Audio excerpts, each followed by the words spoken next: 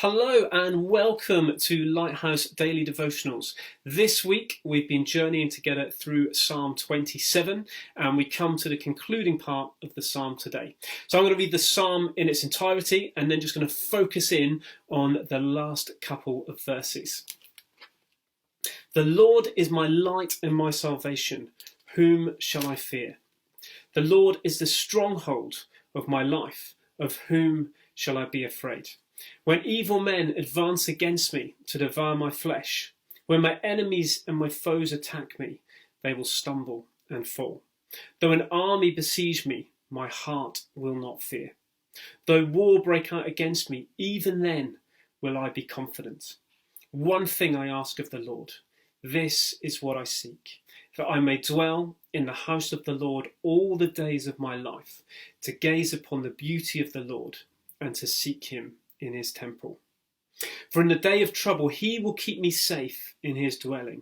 He will hide me in the shelter of his tabernacle and set me high upon a rock. Then my head will be exalted above the enemies who surround me. At his tabernacle will I sacrifice with shouts of joy. I will sing and make music to the Lord. Hear my voice when I call, O Lord. Be merciful to me and answer me. My heart says of you, seek his face. Your face, O Lord, will I seek. Do not hide your face from me. Do not turn your servant away in anger. You have been my helper.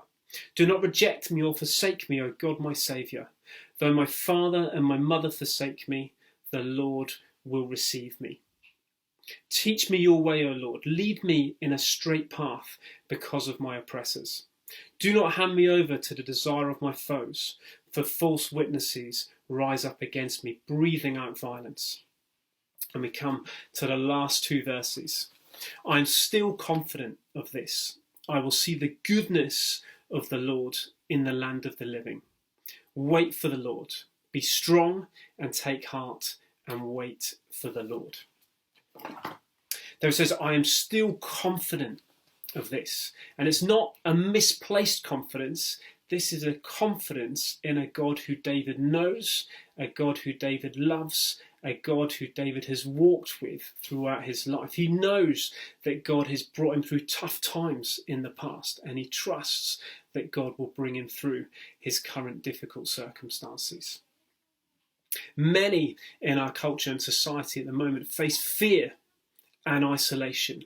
Two challenges which David is head to head up against here in this psalm. But he says time and again, he will not be afraid because he knows God is with him. That he needn't be alone because God's presence is with him wherever he goes. So if you're facing fear and isolation at this present time, I want to encourage you that God is right there in the midst of it with you. Hebrews 11 verse 1 says this, faith is being sure of what we hope for and certain of what we do not yet see. David knows that God holds him in his hands for all eternity, but he also trusts that in the land of the living, while he's still alive, God will bring him through the trial that he's currently enduring. Now, if you're anything like me, you might find patience doesn't come easily to you. We live in an instant culture.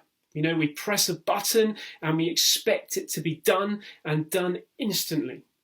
If it's not, then we can easily become frustrated. We can get irritated if we have to wait in a queue or if we get put on hold on the phone. Those things can really grate us. I've been chatting this week in young people's discipleship group on Zoom, and many of them shared that they felt God was teaching them new levels of patience during this time of isolation and lockdown. The psalm here says twice, wait for the Lord. It's God's timing, not our timing. David had been anointed by Samuel at age 16. And yet he had to wait until the age of 30 before he became king. Now, in those intervening years, he had all sorts of challenges, obstacles, frustrations that he had to endure. But yet all the time, God was preparing him for what was to come. So many other characters in the Bible have had to endure long periods of waiting. Think of Abraham, Noah, Joseph, just to name but a few. But I wonder, what is it during this time of waiting that God might be teaching you?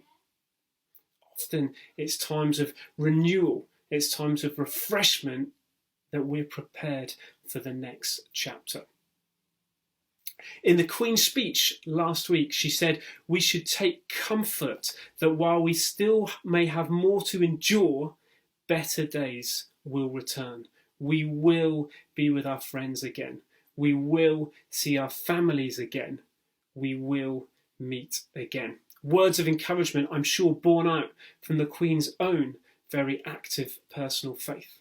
But I just want to finish with the words of an old hymn, which say that Christ brings us strength for today and bright hope for tomorrow.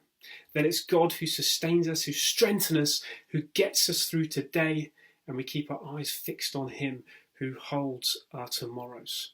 And I believe that we can know that with Jesus, the best is truly yet to come. Thank you for tuning in and joining us today. Stay safe, stay healthy. We'll see you soon.